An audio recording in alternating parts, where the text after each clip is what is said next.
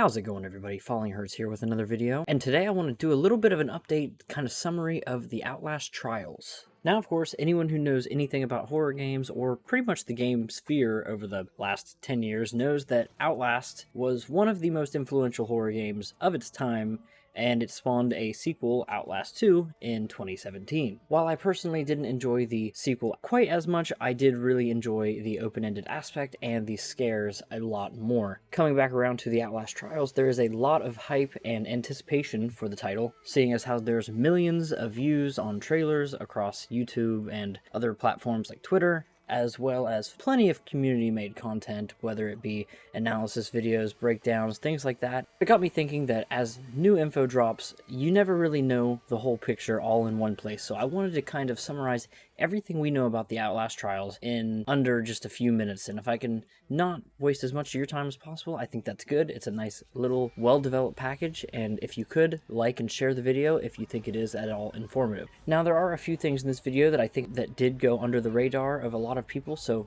you might find some new information in this video, but let's go ahead and start with what we know. The Outlast Trials is a horror co-op game with a heavy focus on twisted realism and in-your-face gore. That's releasing in 2022, currently only confirmed on PC, but considering how there's literally a PlayStation blog post, I'm going to assume that we're at least going to get PS5, if not also both next-gen consoles. Now, you did hear me say co-op, and that is 1 to 4 players, 1 meaning you can also do it in a solo experience. I'll focus on that more in just a minute, but for right now, the game is also being developed by Red Barrels. That is a 40-plus person team, and they have previously mentioned multiple times that they were only a 20-person team for Outlast 2, and only a 10-person team for Outlast 1. So if that gives you an idea of how big the scope is, as well as the fact that they've made the switch from Unreal Engine 3 to Unreal Engine 4, which is going to help them very quickly test and iterate different versions of the game. Speaking of tests, the game takes place almost entirely in a lab setting or an experimental setting, so most of the environments are different real-world recreations in the Murkoff labs, which means this is probably going to be the most environmentally varied Outlast game to date. Currently, there is no set length for the game or, any idea of what the playtime will end up being like by the end, but one thing in the PlayStation blog note that I did take into consideration was the quote, "If the previous games could be compared to movies, the Outlast Trials is more like a TV series. Your journey to freedom will be a long one." Now, I've teetered on the edge of it just enough. Now we're finally going to talk about gameplay, and pretty much the ideal gameplay loop here is that in between missions, or trials as the game is more than likely going to refer to them as, you are in the sleep room, which is going to be an individual thing, it seems. You'll probably be separated from your friends, and this is where you can upgrade or maybe even get some lore elements by interacting with different NPCs. As shown in the most recent gameplay trailer, these items that you can get seem to be throwables and mines that you can place to potentially damage or even kill some of the weaker enemies, maybe. And then something that I saw was a cross, which other than maybe stabbing, the only thing I could think of is Dead by Daylight. It is a grapple, denial consumable. As in, if you have one of these in your inventory, you can stop someone from grabbing you. Actually, now that I'm thinking about that, that's actually Friday the 13th. Circling back to the PlayStation blog post, actually, another quote is that iconic nemeses are a big part of the Outlast DNA. And during this part, I will have some behind-the-scenes videos that they put in the background, kind of showing off some of the different mocap for some of the enemy movements. And this is great. I mean, Chris Walker from Outlast 1, as well as some of the weird-ass inbred bitches from the second game, were all very impressive to look at, as well as very creepy to run away from. But enemies are not the only threat, it seems, as there are also traps for doors, and I'm sure there's going to be simple things like bear traps or things on the ground as well that it is also shown in the gameplay trailer.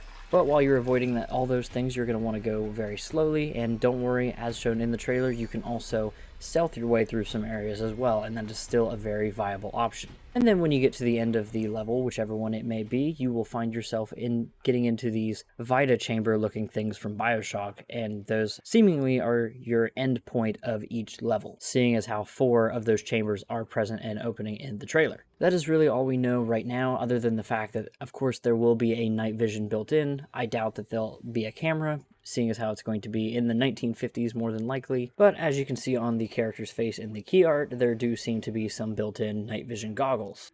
The final definitive section I have to talk about today in this video is the story section. I'll propose this in a who, what, when, where, why format. Let's get right into it. The Who is the Murkoff Corporation, of course, which is the main quote-unquote antagonistic force of the first game, as well as the Whistleblower DLC. The What, they are experimenting on kidnapped test subjects, or the players, when it's taking place during the Cold War era, and the trailer specifically drops the years 1951 through 1954. Where it's taking place is unknown completely as far as a geographical location, but it is taking place in the labs and test facilities of the Murkoff Corporation, which lends in, of course, to the manufactured nature of the environments. And finally, there is the why, and that is in the name of progress, science, and profit for the Murkoff Corporation, of course, and if you're the player, it's in the name of survival.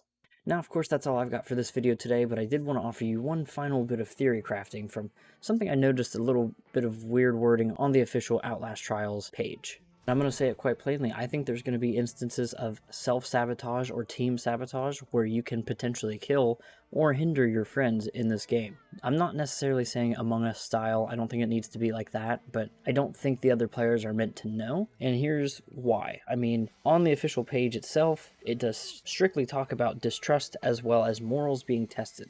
Now, of course, the morals in this case for the player being that you're hurting your friends in this instance, but nothing too solid to go on, but with the success of things like Among Us and things like that, I could see that being a focus of a level here or there, maybe in a multiplayer only section. But that is all I had for this video today. I hope you found something informative from it. I thought the PlayStation blog added a lot of extra detail, as well as the recent gameplay trailers also shed a lot of light on what we'll be seeing in 2022 when the game does release. If you found this video informative, please like it or even consider sharing it. That means a lot to me. I'm trying to get to 400 subscribers.